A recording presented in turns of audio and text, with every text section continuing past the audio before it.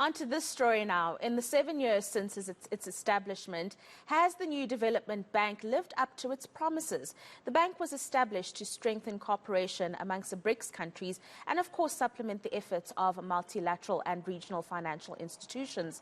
But how much of this has been achieved, and what are the plans for the rest of this year? To speak on this, we're joined by the bank's Vice President and Chief Financial Officer, Leslie Maasdorp, who joins us in studio. I was saying to you, very excited to have a guest join us in studio once again. So thank you very much for making the trip so early in the morning.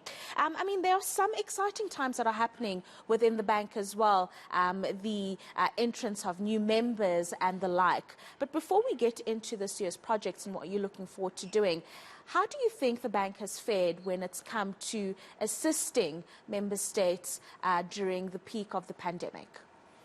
I think, as you know, the bank was very active during 2020 and 2021.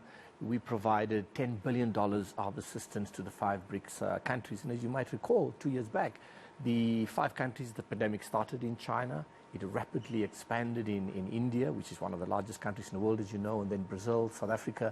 So we were able to step in very early to provide both financing for the initial health-related expenditure, but also to help with the economic recovery efforts. So in South Africa, we approved and disbursed just over 30 billion rand over the last 2 years with respect to COVID in South Africa alone. And that was also part of the funding that went into the presidential employment stimulus program, the special grants, as you know, that the government put in place because there were new expenditures that the government did not anticipate. So we played a very critical role during these last 2 years of the pandemic. Right. I don't know if you've seen, but there's been a lot of opinion and debates that has gone around in terms of the new development bank and using it on the African continent as opposed to African countries approaching other multilaterals like you've seen recently with South Africa and the World Bank. I think perhaps just break it down for us that it's about assisting and not completely being the only institution or organization that is the one to assist all of these nations that may be needing of resources. Absolutely. As you know, South Africa has a major infrastructure rollout program. And for that, we have a financing gap, which means that the government does not have sufficient financial fiscal resources, meaning our tax base is not broad-based enough in order to finance the additional rail infrastructure, road infrastructure, the additional power generation. So for that, the country has to borrow. And there are 2 ways to do that. One, we can access the state fiscus, or we can raise money in the debt capital markets by issuing bonds, and we can also tap into the international development finance institutions. So we are just one of those institutions. There's the World Bank, there's the Africa Development Bank.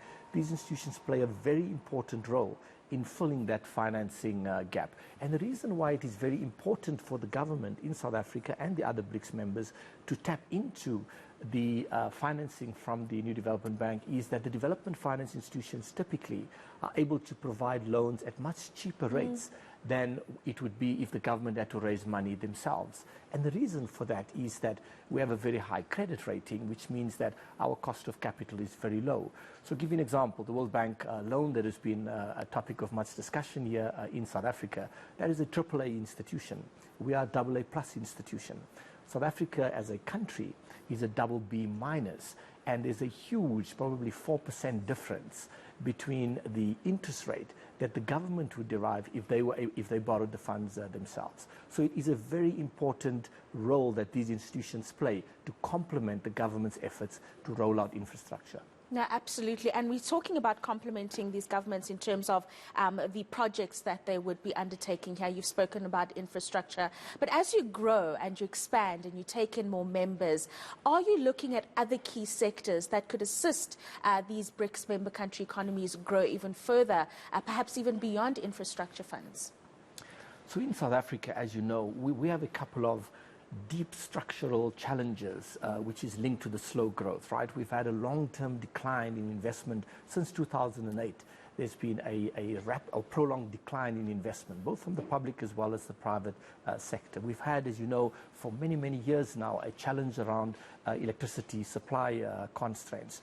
We've had challenges with respect to the efficiency of our ports. Our rail infrastructure is crumbling, our road infrastructure. So infrastructure is one of the uncontested. Everybody agrees. Infrastructure is one of the strong pillars that can contribute to economic growth. So our mandate is to assist in that effort. And just to give you an example, just over the last number of years, we have provided now $5.4 billion, that's almost 80 billion rand, of approved loans to South Africa. And of that number, just under 50 billion rand have been disbursed, meaning the money is actually in the country, have been deployed for renewable energy projects, for example, with the Development Bank of Southern Africa. We are upgrading and modernizing the port of Durban, the Durban container terminal, which is a very important port in South Africa in terms of imports and exports. And that project will also stimulate economic growth in that sense.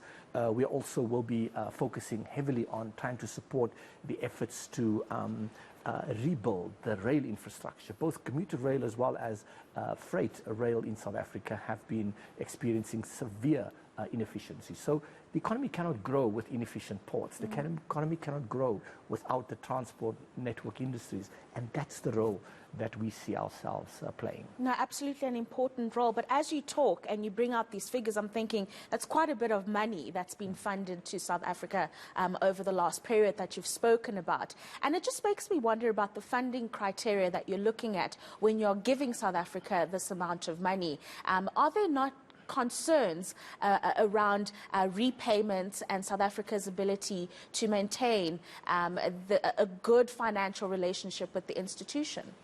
So one of the advantages of these loans to South Africa is that they are long dated, which means that they, for example, in some cases 25-year loans or 30-year duration, which means the country has a very long time in which to repay the loans. We typically also have a grace period. For the first 3 years, the interest payments are suspended, which means that there's a grace period for the country.